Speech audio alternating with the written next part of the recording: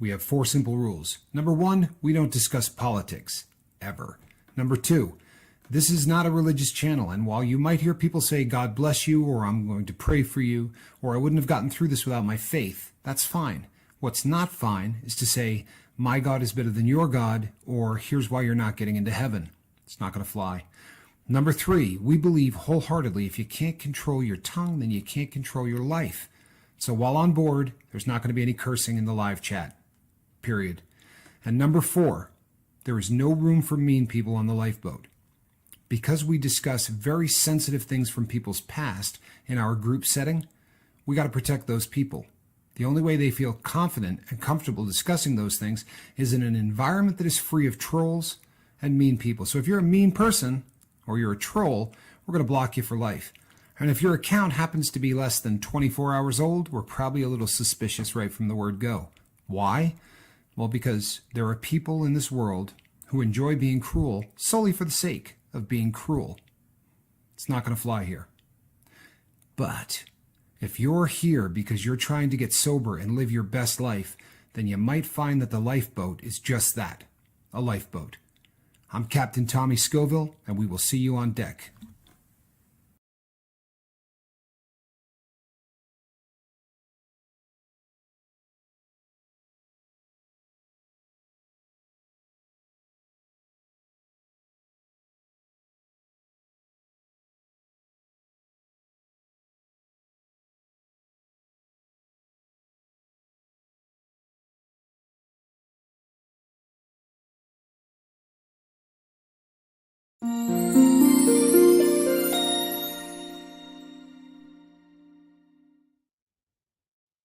Hey, good evening, everybody. I'm Captain Tommy Scoville, and on the other side of the glass, as always, is my partner, Captain Mark Wages. And somewhere on the floor is a cat. It's in an awful lot of trouble. And you are on the lifeboat. So, yeah, we're into the new year, people, and so I got an email last night. Or maybe it was this morning. I don't know. I didn't read it till this morning. I assume it came in last night, but I didn't get it until this morning. And it chastised me a bit. I don't know if that's the right word. It certainly gave me a perspective on some of the things that I do here. And as it turns out, I'm a little harsh. As it turns out, rehabilitation and helping people get sober should not be harsh. It should be something that, I sort of hold the hand of people and sort of kid glove our way through the recovery process. And in doing so, there will be some things that probably should take place in a certain way. So I need to be kinder and gentler, and perhaps I will get more. I will get more with honey than I will with vinegar, and therein is the theory. So allow me to apologize to everyone who I have offended with my harshness and my the fact that I come across with more vinegar apparently, and probably a little piss, versus the honey and the sugar that may be necessary in order to help people get sober. Zenwen, thank you so much. I really appreciate you. So today I'm going to give you my opinion on this. And I should start by saying that this opinion is the opinion of me. I'm not hanging out my partner. He can tell you his opinion at the appropriate time. This is my opinion, and it's the opinion of just Captain Tommy Scoville, not necessarily the opinion of the lifeboat proper. Okay. So here it goes. Addiction is a brutal thing. It really is. It is slavery. It's human bondage. And it is an unfortunate thing that currently is enslaving a very large portion of the population of this country and of the world. And unfortunately, there are some bad actors in the world who have a vested interest in ensuring that more people become enslaved. It benefits them in terms of profit, and it also benefits them because it is eroding the fabric that makes our country as well as a lot of other countries. Um, it makes it who they are and who we are as people. And for that reason, hello, Brittany. I love it when Brittany's here. I think I've mentioned that before, but Brittany has eyes. I love it when Brittany is here. Cammie, good to see you as well. So here's kind of my opinion on this thing. With all due respect, right?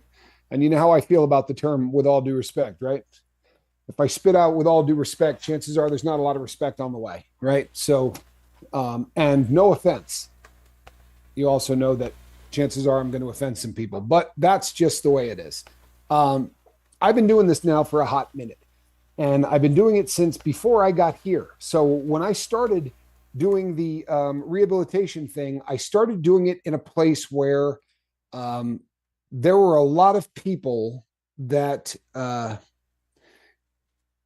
were a lot of people who were a little bit harsher in who they are, right?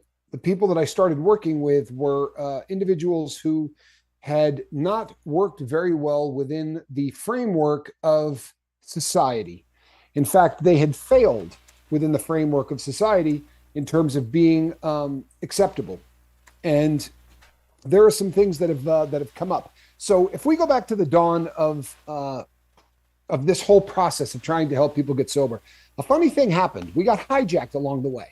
See, they started to realize that there are certain things that cause people to relapse. And one of those things is that when people start to feel guilty and they start to really take hard looks at the things that they've done, that will drive them back to using, because guilt and everything that goes along starts to make people feel like, hey, you know what? Maybe I'm not as good a person as I thought I was. And maybe some of the things that I've done have been a little over the top. So in doing so, they wanted to make addiction seem a little less gnarly than it really is. And they wanted to make sure that the person who was addicted did not blame themselves for their addiction. So in the process of doing this, they started to saddle all of that responsibility on other people, right? And very often that became parents, it became caregivers, it became uncles and aunts, and anybody along the way, that first girl that jilted you really bad right before the senior prom, the first wife that took everything that you had and ran off with it. All of these people started to take the blame for your addiction. And I'm going to be really honest with you, people, and I'm sure that one or two of you is going to unsubscribe, and that's okay, because I think it's important that if you're going to try to follow a game plan, or if you're going to listen to somebody who talks about addiction, you should probably at least, in somewhat, be on the same page as them. So if you're addicted today, it's your fault. Make no mistake, your addiction, that's yours. You own that. And that is my absolute humble opinion. You own your addiction. I own mine. Mark owns his, right? Every single person here owns their own addiction. And I'll tell you something, addiction is horrible. It is absolutely horrible. And there's no way to sugarcoat that. And when it comes time to things like honesty, which is the largest problem we have as addicts, is we no longer are honest, not with ourselves, not with others. And you know what? That crap has to come to a complete stop if you have any hopes whatsoever of living your best life, right? And I got an email from somebody that didn't want me to know that it was them. Hey, Jimmy Pickles, good to see you. They didn't want me to know it was them sending the email, because it was just a bunch of numbers, right? So they took the time to actually get an email address that is just a bunch of numbers. And they said that I'm harsh and I'm mean, and that there are people that are leaving the lifeboat because of it, and that I really need to soften my approach so that I don't I don't push anyone away that really needs help. Okay. If I keep everybody here who needs help and I keep them here by wearing kid gloves that go all the way up to my shoulders, what I'm going to have is a very large group of people who show up here every day to hear platitudes. And those people are not going to get sober because that's just not how it works, right? It's not how it works. I've said from the very beginning of this channel, and my bobble-headed partner agreed, which is why we're partners. Honestly, this is one of the absolute biggest reasons that Mark and I ended up doing this together, is because we were in such lockstep agreement with the fact that you got to take responsibility for the things that you've done. You have to, and you have to step up to the plate in terms of what you do going forward. And one of the things that we really have a problem with, I didn't know you had a channel on recovery. Keep speaking the truth. You know what, Cammy? I'm going to. I'm going to keep speaking the truth. At least the truth as I see it, and the truth that I believe is important for people to begin to start rebuilding their lives. And I'll tell you something. I love rah rah. I love rah rah. I love more than anything in the entire world to say, hey, let's take a second, right? And let's clap for a person that has 3 days sobriety, because that is the most beautiful thing in the entire world, right? I believe that. And I will always be that person. I promise you that that is going to be the case. However, you got to stop lying. You got to stop lying to yourself and to other people. And if that sounds like it's harsh to you, well, that's unfortunate, but it's the truth. If you're going to continue to lie to yourself, or if you're going to continue to downplay the things that you've done when you're addicted or your addiction, do you know how many times a day somebody sends me an email? A day. I'm not exaggerating. How many times a day someone sends me an email that says, well, I have a problem, but the problem is really that. And then they blame it on somebody else, right? Yes, I absolutely drink too much, but I drink too much because the old lady hounds me every single time I come home. Like I'm not 2 feet inside the door, and that person is already jumping down my throat, telling me this, and this. Okay, well, there is a problem with communication there, to be sure. But the fact that you pick up a bottle or a needle or a straw is not the fault of the person causing you angst, right? The reason that you pick up a needle or a bottle or a straw, that's your fault. It is. And if that bums you out, people, then you know that's really unfortunate, because it's the friggin' truth. And we can become a really soft, hey, I just want you to know that it's not your fault that you're an addict. I'll tell you something straight out. You have a disease, but that disease does not get you a get out of jail free card. It's a disease of choice. And what's worse is, once you become aware of the fact that this is actually a disease, and if you want to argue with me that this is a disease, then you can go that thing there in the back, because the truth is it's been proven. And I'm not going to argue facts. Those are pointless, right? This is a disease. It's testable. It's provable. It is a disease. Now, once you know you have that disease, then the ball lands purely in your court. Now you have a choice. You can step up to the plate and you can take responsibility for who you are and where you are, and you can move forward. Or you can find another channel where someone will coddle you and tell you that mom and dad did this to you, and you should not feel bad because you were raised by awful parents, or you should not feel bad because your girlfriend or your wife is driving you to drink, and for that reason you don't need to feel bad. Well, you know what? That's not gonna happen here, folks. It's not. Right? It isn't. And we can be really upbeat, and we can be really happy, and we can move toward our best life. But we're not going to BS each other in the process. Okay? We're not. Last night's subject matter was, you got to stop lying.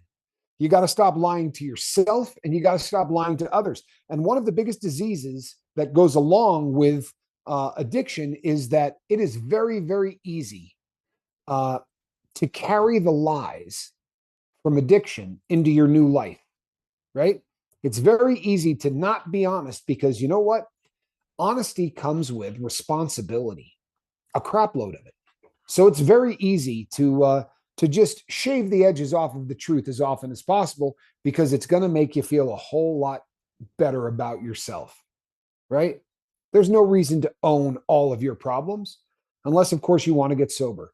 Unless, of course, you want to move on and become the best person you can possibly be. Do you think it's fun to come on here every day and say, I'm a convicted bank robber, I'm a gun runner, I lied to every single person I ever met up until the time I was 46. If my mouth was moving, I was lying. Those aren't fun things to say.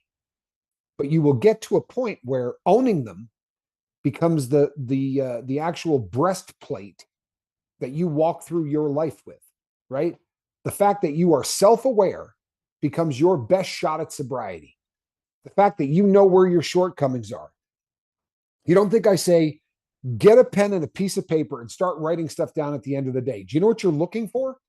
You're looking for that dog crap behavior that you did for your entire life. When you see yourself starting to do things that you used to do, then you know you're going in the wrong direction. If you see at the end of the day, when you do your info dump, that there is nothing there that resembles the addicted you, well, then you're moving in the right direction. And in that direction, you're going to end up becoming the best version of yourself. But that's not going to be easy.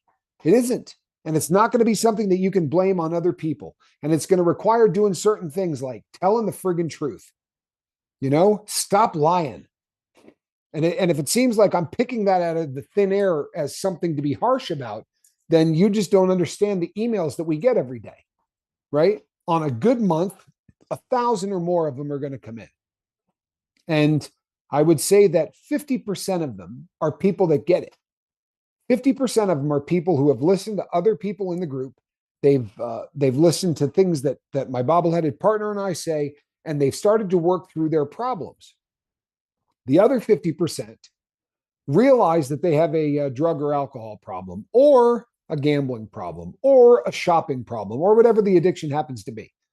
But they know in their heart of hearts, it's not their fault. It's not. In fact, if life had just dealt them a different hand, well, then there wouldn't be any reason for them to be a drug addict, right? Or a shopaholic, or someone that eats for comfort. We've said a billion times on this boat, and we're going to continue to say that everything we talk about here is a symptom. It's a symptom of a bigger problem. But if you don't own the symptoms, how the hell are you going to get to the problems? Right? This is an onion, and we peel this onion off layer by layer by layer. And ideally, you're going to get to the crux of it. You're going to get inside and you're going to go, you know what? The reason that I feel uncomfortable in my skin is this. And at that point, you can actually start to rebuild your life one brick at a time. That's base camp. That's when you get to the point where, all right, now I can start to rebuild who I am, and I can start to make myself into the person that I want to be. I've said many times that for me, the way that I quit was I made a list of the things that I wanted to get sober for. Why? Because I didn't want to get sober for me yet. I was still a dirtbag. I was still in the life. I was still a liar. I was still all of those things. I just knew it had to stop. So I made a list of the things that I wanted to get sober for, and it was other people. And it was people that I did love truly, right? I didn't want to let them down. That was my list. And then I made a list of all of the things about me that sucked. It was a very long list. It took days, right? To truthfully peel away all of the things, not what I wanted people to think I was, but what I really was, right? A liar, a thief, a cheat, right? A dishonest person. Someone always looking for an angle, a way to get over on anybody that I could to profit myself. That's who I was. And when I got down to that, I'm going to promise you people, you don't get through all of that. You don't peel away that label and sit down and go, wow, I feel great. Now I feel good. I know where I'm at. No, you feel like crap. You do. It's probably the lowest you're ever going to feel. And if you can get through that and get through that without using, now you have begun, right? The next step was, who do I want to be? What do I want to be? You have to start building that on a base that is a foundation that will actually make it work. Because if you don't, it's going to be building on sand, right? If you start trying to build only you haven't really come to grips with who you are and been honest about who you are, it's a waste of time. Yeah, you'll start to do things and you'll start to look better on the surface, but it's going to crumble because the base you're building on isn't solid. The way you build a solid base is through truth. Brutal, disgusting, right? No fun, no BS, truth. Got to stop lying. And if that sounds harsh, people, well, I was going to say I'm really sorry, but I'm not. Keeping it real, I'm not. That's the truth. You have got to come to grips with the fact that our biggest problem is dishonesty. And once you begin being honest to one another, then you can start to rebuild. Give you a perfect example. Hey, before you move on there real quick, let you get a drink. Guys, everything he's saying, I completely 100% have his back on that one. That is such a great, everything he just said is how it has to be. And at this point in the show, I'll just add this one thing, and I'll give it right back to Tommy here. When you guys are in the thick of it, like, you know, you're struggling, you're doing this, you're doing that, who do you want standing next to you? You want somebody that's strong, or do you want somebody that's going to be a snowflake and melt away? I mean, you want somebody that's going to be strong with you, tell you the truth, and go to the mat with you. Even if we're wrong, at least we're wrong together, and we're going to figure it out.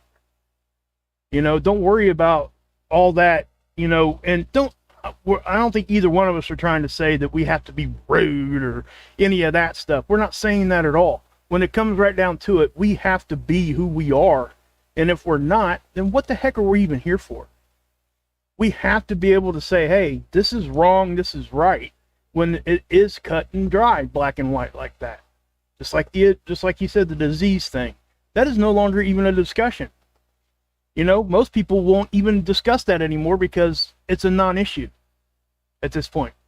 Everybody just needs to understand it is a disease. It's categorized as a disease, you know, and that's just what it is. But again, like I said, you know, you don't want a snowflake with you. You don't.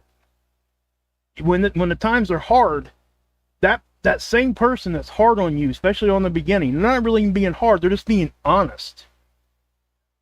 You want that person with you when it gets tough, because that person is going to pick up the phone. That person ain't going to look at that phone and go, oh, I don't want to talk to this guy. I just don't want to deal with it. You know, you want the guy that's going to pick up the phone. You want the guy that's going to be with you. You want that person. And that person's looking at you right here. Promise you that. So, you know, anyway, back at you, man. Oh, thank you. This is the way I look at it. He's right. He makes a really good point. You don't have to be rude, right? But you got to be honest, and you got to be honest to a fault. And here's what it boils down to. I love the person trying to get sober, and I love them enough to say, you're full of crap. I love them enough to say that, you know what, you're lying. Great example. And I'm putting people on blast, but no one knows who they are. So the only person that knows they're on blast is the person that's paying attention. But I work with individuals who need help, and they need help in a lot of ways. And very often I can arrange that help through one way or another, right? And they will say things like, I'm going to do X, Y, and Z, right? And I'm going to do it by Friday. And I say, okay, then we will help you with this and that and this, but this needs to be done by Friday. These people know in their heart, they're not going to come through. They know that when Friday rolls around, they're not going to come through. They're going to have an excuse for why they didn't do what they said they were going to do, or they're going to come through 45%. And when they come through at 45%, they're going to say to you, here's why I couldn't do the entire thing. Well, the agreement is for the entire thing. It's not about, it's not about keeping score. It's not about any of those things. It's about this. If you're lying to yourself, you're not going to get any better. And if you're lying to me or you're lying to anyone else on the boat, you're not going to get any better. It is a painful thing to say, this is who I am. It is an absolute tear your heart out, run it over with a truck, and then spit on it kind of painful thing to come unglued and give all of the base truth of exactly who and what you are. It's not pleasant. Getting sober isn't pleasant. And I'll be honest with you, staying sober isn't pleasant, but it kicks the hell out of the alternative. I'm not going to come here today and I'm not going to tell you that when you get sober, it's puppies and cats in baskets, right? It's going to be the greatest thing that ever happened to you. There isn't going to be a bad day. I remember, I've told this story before, where a guy got up and said, I just want you to know that my best day drugging, right, was not half as good as my worst day sober. Well, my worst day sober, it's everything I can do, right, to keep from jumping off of a bridge, right? My worst day sober were days that I literally spent hours in tears coming to grips with who I am. Now, you want me to believe that that was better than my best day drugging? Because my best day drugging, I was using a substance that took every problem I had away. Well, it's a stupid euphemism that people say. So I'm here to tell you that it's going to be hard, but it's going to be worth it. You understand? It's going to be worth it. You're going to have bad days. You're going to have days where you're depressed. You're going to have days that suck. And you know the difference is? They're real. They're real. Those days are real. They're not BS. Because I'll tell you something. You can spend the next 45 days or 45 years of your life drugging away every problem that you have. And if you got enough money, you could do it for the rest of your life. And then when it comes time to close the box, you're going to realize you haven't done a damn thing with your life. That's real. Is it pleasant? Not particularly. But that's real. From the age of the teens to the age of 46, I pissed away my life. Now, there were times I made money. There were times I said all the right things to the right people. I'm sure that there are people out there that will say to you, nah, he was a great guy. You know, I knew Tommy. No, Tommy was a great guy. No, I wasn't. I was a liar. You know, I was a liar. You want to hear an unpleasant truth? One of the people that was most important to me in my entire life, I did not go to their funeral. And I sure that I told a really great lie for why I was not at that funeral. But the truth of the matter was it required me getting on an airplane and I didn't have dope. And I could not get on that airplane without dope or I was going to be sick for this funeral. And I missed out on something that I can't get back. And that's awful. And I'm going to live with that for the rest of my life. There's no getting over that. There's no going away from that. And you know what it is? It's ugly, but it's the truth. I could sugarcoat it. In fact, I probably could keep the lie going. I could tell people why I didn't make it. Boy, yeah, no, that one hurt me, man. There was business going on and I just couldn't. Yeah, but that's a lie. I'm done lying.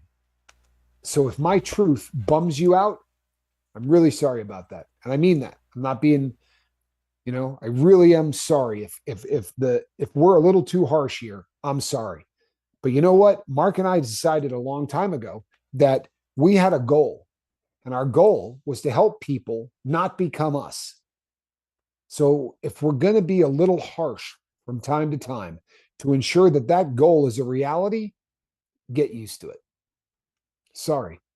But I'll promise you this. If you need me, I will go to the friggin' mat. Like nobody else you're ever going to meet in your entire life. I'm going to do whatever it takes to help you get sober. Am I always going to be politically correct and smiling and happy? Probably not. Are there times I'm going to make you feel maybe a little bit bummed out because of the things that you've done? I might. Chances are you need it, right? What works? I can tell you something. Q was one of the meanest people in the entire world. In the process of getting me sober, he was one of the meanest people in the entire world. I would say to him, you know what? It's raining. We had this thing where we were going outside and we were walking. And when the walking was done, we did yoga and we did it for 30 minutes and it was pouring rain. And he came and said, you ready? I said, what? We're doing this today? And he said, yeah. And I said, Q, it's raining. He's like, yeah, I saw that. I said, you realize we're going to get soaking wet. We can get a cold. He's like, look, dude, We said we were going to do this, right? We didn't say we were going to do this when the sun was shining. We said we were going to do it. If you don't want to do this, if you don't want to get sober, this is your chance, man. Bail right now, because there are other people I could be working with. But if you want to do this, then you're going to do what you said you're going to do. I'd love to tell you that I looked at him and I thought, I love this man. Right? I love him. This is a guy that really wants to help me. I love him. That's not what I thought. I thought, I hate this dude. I hate him. I don't know why the hell I signed up for this. Man, for real, I can't stand this dude. But when I went in after doing yoga in a driving rainstorm, I got inside and I felt a level of accomplishment that at that junction of my life, I don't know the last time I remembered that. Maybe it was high school football when I didn't have a choice and I had to practice in the rain or I had to do whatever. But the next time it rained, I was at his door. You know, you ready? Let's do this. People, this requires a commitment, an ugly commitment, the kind of commitment where you shove every single one of your chips into the middle of the table and you say, this is it. So for those of you who are offended, my sincere hope is this. You're going to find somebody that will coddle you and they will make you feel really good about who you are. And they will never make you, feel any guilt at all for any of the things you've done. And you know, my promise, when that doesn't work and you're miserable, we'll be here and we'll take you back. And we're not going to make you feel like an idiot. We're just going to say, hey, we're so glad you're back. It's raining. Get your stuff on. We're going outside. Because that's the way this works. So when we beat things to death, like, you know what? Did you make your bed this morning? You don't have to type into the comment section right now that you made your bed. But if you didn't, you're not trying. Sorry. It's the truth. It's the simplest damn thing in the world. Did you make your bed this morning? Because if you didn't, then you're under the assumption that some of the stuff we tell you, you don't need to worry about. That stuff's really just, okay? That's filler. That's just stuff that Mark and Tommy tell us so that we got stuff to do. We're not giving you any filler. If you didn't make your bed this morning, you're coming up short. It's the first thing you can do in the morning to say, I'm different. And if you're not doing it, you're spinning your wheels. Did you write down last night before you went to bed everything that you had in your head?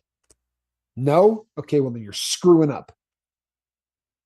How do you hold yourself accountable to anything? How do you hold yourself accountable?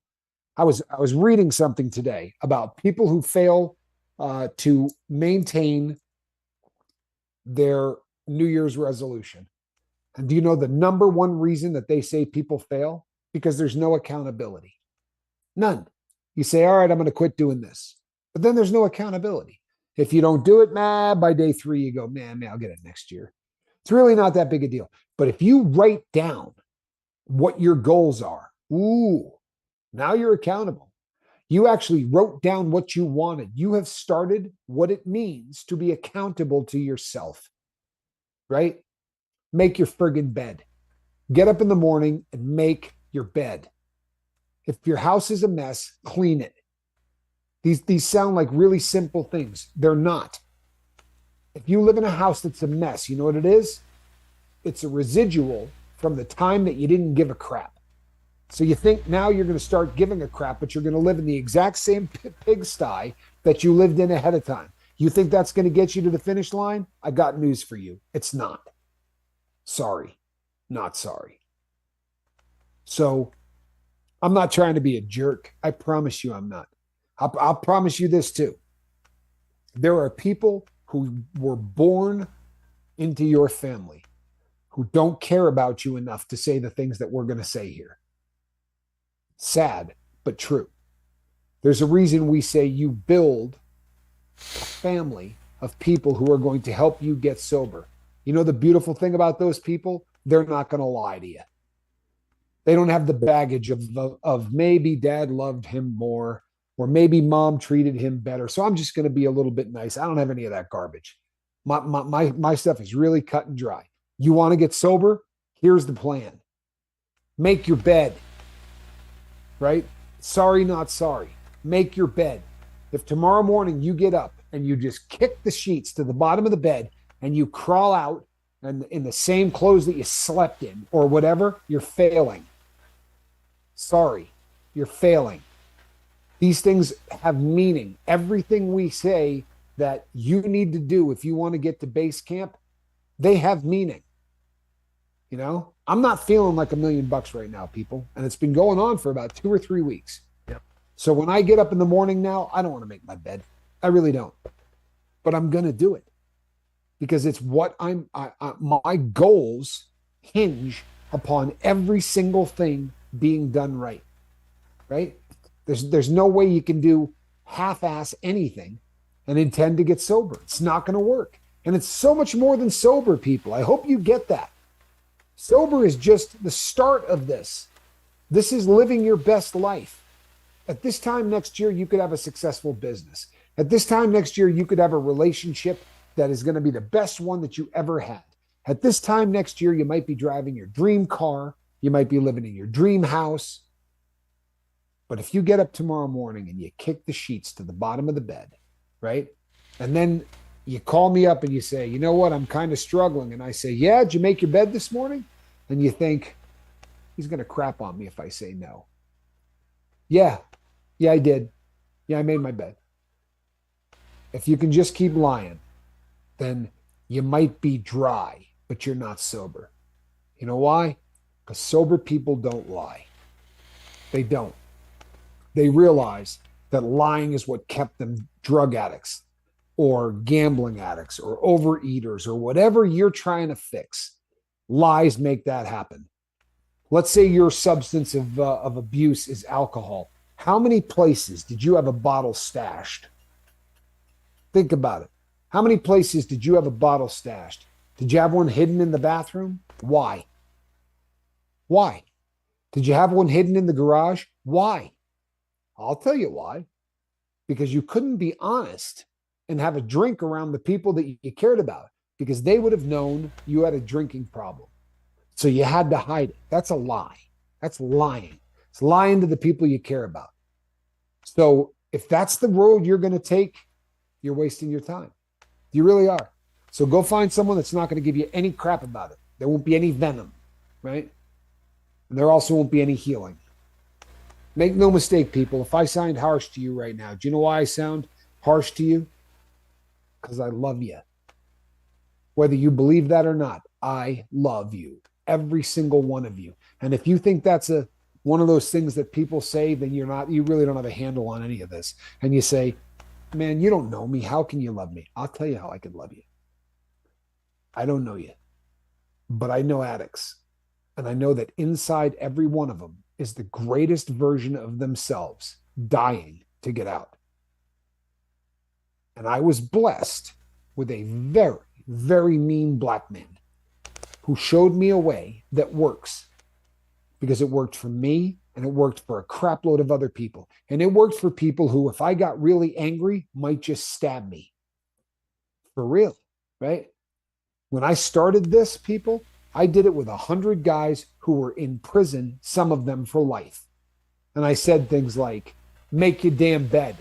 Stop lying to people, right? Stop lying to yourself. Quit pretending. And I called people on it face to face. Is it pleasant? No, it's not.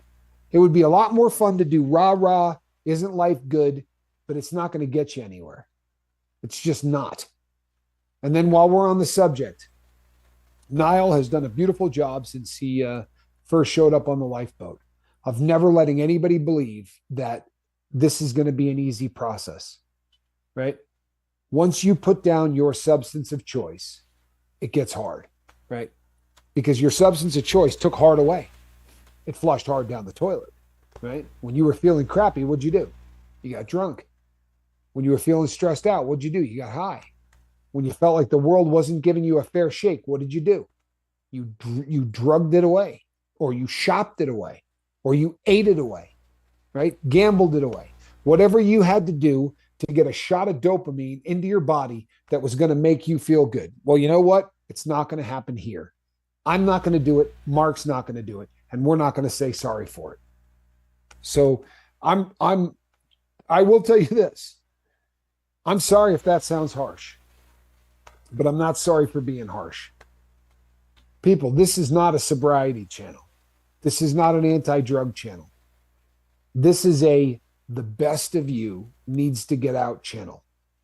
And the stuff I'm telling you to do right now, if I said, okay, listen, you got to get up tomorrow morning and you got to run 15 miles. And when you get back from that 15-mile run, I want you to write a 25-page dissertation on what it means to lie to the people you care about. I'm not doing that, right? I'm not putting stuff out that is beyond the scope of what is capable of anyone trying to get sober. I'm really putting out tough stuff, aren't I? Make your bed. Harsh, right? Harsh. Stop lying to people. Stop lying to yourself, even the little ones. Like we went over this, it's fine. You don't have to say, no, honey, that dress makes you look fat, right? I mean, there are lies that, there are lies that aren't making your life considerably easier or hurting people in the long run. You can be kind by by knocking the edge off of the truth. It's just as easy to say, honey, of all the dresses you have, that one's not my favorite, right? You don't have to say, yeah, you're visible from space when you wear that dress. You should have your Sorry. own zip. No, right? Yeah. You should have your own zip code. Visible Right? from space. You don't need that kind of harsh. But you can easily say, definitely not one of my favorite dresses, babe. The black one looks way better on you. Yep. Right? That's all good. But if I say, hey, are you journaling? And you say yes, and you're addicted. I don't care if you've used, I don't care if you got 30 days sober or 20 days sober. If you can say to me, yeah, I'm journaling when you're not, or yeah, I made my bed when you didn't, you're still an addict. You understand? Yes. There's so much more to getting sober than there is just quitting. There really is. I was telling my bobble-headed partner before I went live today, I got a guy that's been wanting a watch I have. It's my brother saw it while he was here. It's absolutely breathtaking. It's a 1944 Omega, and it is it's what's called a pre-3 series bumper, and that probably means nothing to anybody here. But what it means is it's the very first that they ever made that was an automatic, and it is a rare watch. And there's a guy that has been trying to get it from me for a long time. Today, I sold that watch for half of what that guy wanted to pay for it. Does that seem like a good business deal? Might have been the right deal, though. It was the perfect business deal because I sold it to somebody that I care about. I sold it to somebody that I absolutely care about. Somebody that I know is being honest, and somebody that is living their best life and really making unbelievable strides. And it felt amazing to sell that watch for half of what I could have sold it for. And I do not regret it in the slightest. I really don't. It was a beautiful thing. When you start doing the right thing, beautiful things will happen to you. I promise you they will. Doors will open up. But you want to lie to somebody, it's not in your best interest, people, I assure you. Stop lying. We just did that yesterday, right? I mean, yeah, but if you're lying to yourself, right, then you are so deep in the life that with all due respect, you may as well just keep doing whatever you were doing because you're not getting any better. You're not moving forward, right? I'm not promising anybody a rose garden. I'm really not. I'm promising you a shot at your best life. Is it going to be easy? I wish it were. I really do. I wish it were. It's not easy for me. It's not easy for Mark. The difference is that instead of sticking a needle in my arm, right? Or instead of Mark chewing a handful of pills, before we go live, he says, here's what's bothering me. And we actually talk about things and we work things out in a way that it's just a much better plan. It's a much better system. it's real. It's real. Yeah. If you knew the rageaholic I am, people, really, it's what I struggled with the most. I'll tell you a quick story. Do you know how this live stream started? Not 7 seconds before we went live. Maybe 15. What do you think? 15 maybe something like that. Yeah. Maybe 15 seconds before we went live. Squirrel Nut knocked over an entire desk, right? And on that desk were 30,000 parts, many of which you can't see with the naked eye, right? You literally need a headset with a 100 times magnification just to see them. They are all over this floor. If you could see them right now, if it had been any other time, I wouldn't have done the show. I would have stopped and spent the next 4 hours trying to figure out just how much damage that cat did. Yep. However, what we do here is important, and it's more important than what Squirrel just did. What Squirrel just did to my office before we got rolling. It's more important than how we feel at the moment. I mean, and that's what we do. You know, I have to say this too. You know, what, a year ago, would that have happened like it went down? I can tell you exactly how he reacted because I was watching it, and it was impressive. To be honest, I don't battle rage and stuff like that, but I can't. If that had just happened to me, what just happened to him, I don't know that I could have kept my cool the way that he just did. He just looked at me, he took a deep breath, and he's like, "Hey, time for the show. Let's do it." Right? I mean, that's what we did. And you guys would have never even have known it because he kept us cool. And, you know, he could have came on here, especially with the title tonight, and just went completely off on a whole lot of stuff. And he didn't. And that right there that's honest and real, and that's true stuff. And that's what you guys got to understand. That's what you're going to get when you come here. You're not going to get anybody who's going to sit here and just blow smoke. You're going to get people that's going to love you, and they're going to cuddle you when you need cuddled, and they're going to be hard when you need the hard. That's what it takes. Yeah. You're going to get honesty at all times. Yeah. You know, I took the cat by the tail, swung her around twice, threw her against the wall, and still she made it to the basket in time. I didn't do anything to Squirrel. I really didn't. No. The jersey behind me, my friend, that is actually a shirt that was worn in the show Star Trek by William Shatner, and it is autographed by William Shatner himself. That is the Kirk's shirt from Star Trek. So that's what that is, and it is it's actually a gift to my purchasing agent, Linda, from Australia. So it is just hanging on the wall until she comes to get it. In the meantime, it will stay there. But that's what that jersey is. That is the USS Enterprise, right? That would be Captain Tiberius Kirk's shirt, one that was actually used in the show. So that's what that is. Yeah.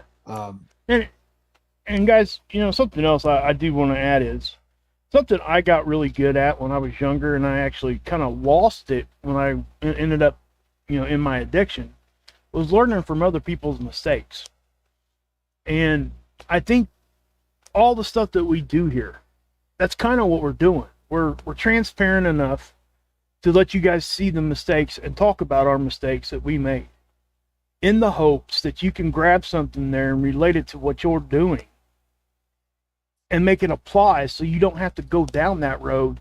And us being, quote unquote, a little hard is actually making it easier on you in the future.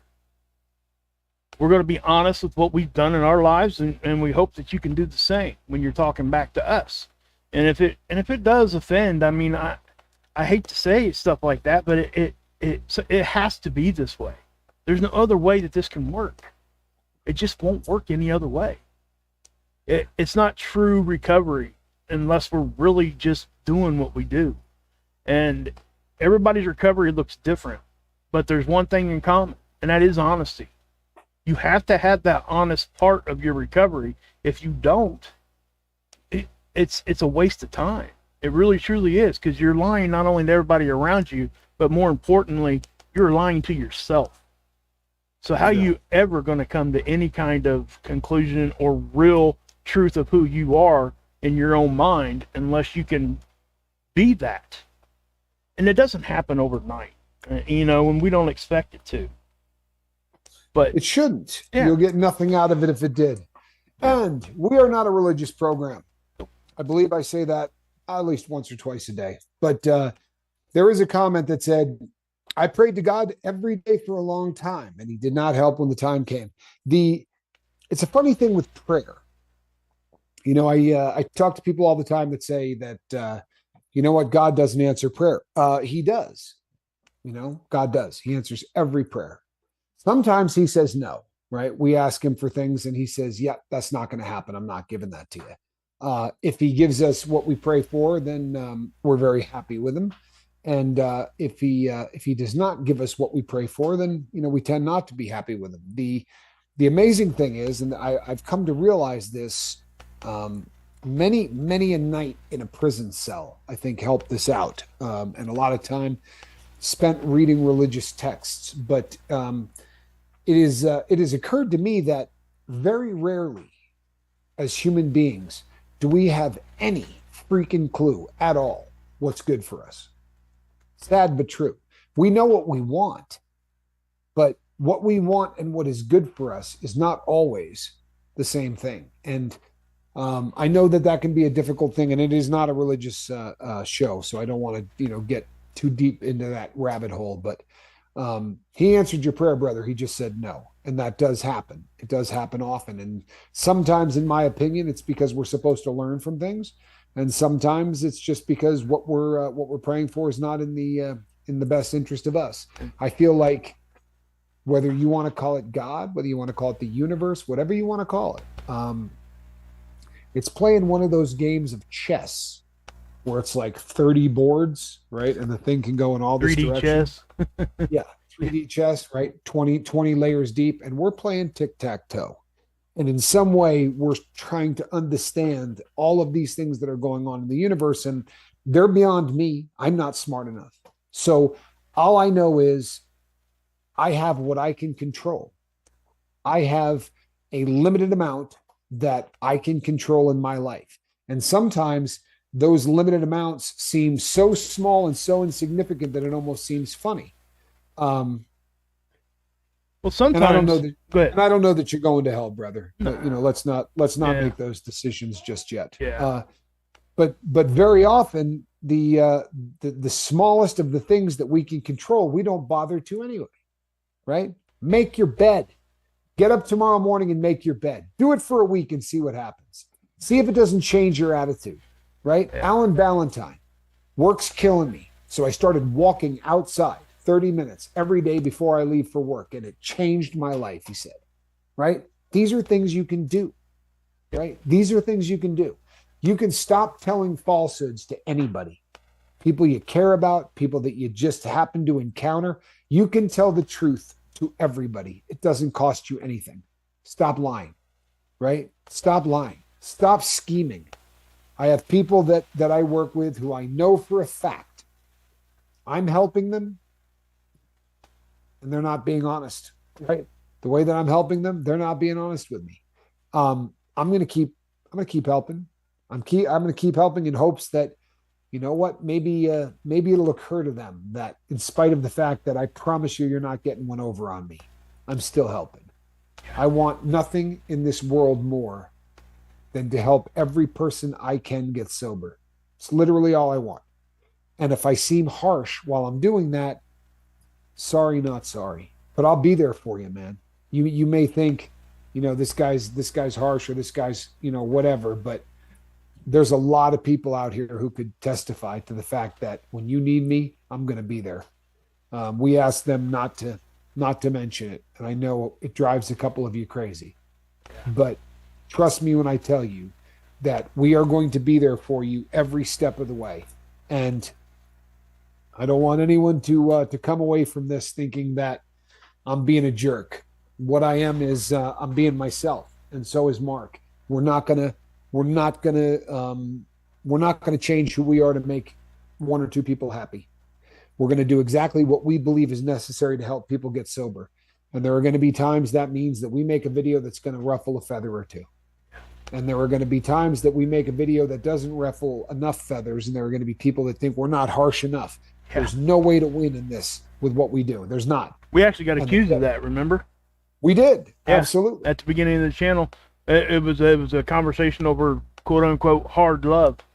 It really was. Oh, you guys ain't showing enough hard love, that, and that's, and maybe it was true. I don't know, but at this point, we're well past that. But, one thing I do want to add is, sometimes, this isn't a religious channel, but sometimes, the answer to our prayers or whatever, God is at the end of our own two arms. He's given us our own hands. Use them. And when I say that, use your brain. Do it yourself sometimes. Take that responsibility. He's giving you that. If you believe in He or whatever you believe in, but just know that you have those tools. So just wake up to them. That's all I gotta say. But anyway. Yeah, I think that pretty much sums it up. So this is our Friday, people, and we're at the top of the hour, right? This is the Friday here on the lifeboat. There will be some video stuff that is going to be going up tomorrow. I'm going to be doing a 1 hour deal tomorrow. Everybody is invited. It is going to be a member only chat. Doesn't mean you can't watch it. It just means that the members are going to have the opportunity to sort of ask questions and work one-on-one. And that is, part of one of the benefits of what that does. So, but we will be here tomorrow night. I will be here tomorrow night, and I will be doing a member only chat if I can figure it out, or if my bobbleheaded partner can figure it out. But we will be doing that.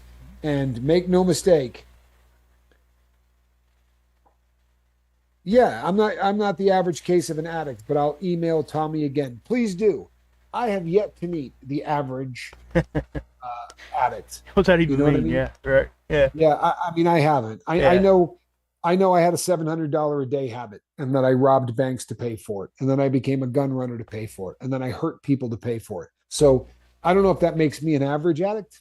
I don't know, because I don't know what an average addict is. You know what I do know? Average addicts lie to people. They're not honest. They're not honest with themselves. They're not honest with others. And you know what else? I don't know too many average addicts that get up in the morning and make their friggin' bed. I don't know too many average addicts that journal at the end of the day, and when the sun comes up, they do it again. Try it for 2 weeks, then come back and tell me I'm an asshat. Right. But try it for the love of God and for your own heart and soul. Try it and watch what happens. Your life will become better. Everyone who is doing it has said, wow, right? This really does make a difference. Tomorrow morning when the sun comes up, raise your hand, right? Tommy, I promise you I'm going to make my bed tomorrow. See what happens. Give it 1 day. Make your bed. Doesn't have to be a military job. You don't have to be able to bounce a quarter off it, but make your bed. It says, I'm done with night. I'm starting my day. It's a statement. You understand? It's a statement. It's not about having a clean damn bed. It's a statement. This is how I'm starting from this point forward. Do it, please, people. All right? And Cemetery, you got one hell of a watch in the mail on the way to you. What a beautiful watch, man. So glad that you have it. And to everybody that has stopped in tonight, Brittany, I love it when you're here. Throw me a yes on the way out the door, would you? Brittany makes me smile. She's such a sweet person. Love you. All righty, everyone. You know how to get a hold of me. What the dark side and demons? You know what? They exist. Reach out to me, my friend. I'd be more than happy to talk to you about that. All right? All right.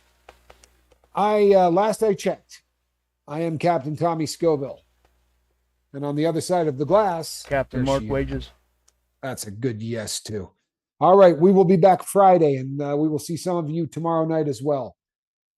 Between now and then, people, make your bed and reach out and try to save somebody. And here's the cat I'm going to forgive for destroying my entire watch business. That's a cat in a basket, a very naughty cat in a basket. Good night, everybody. We love you.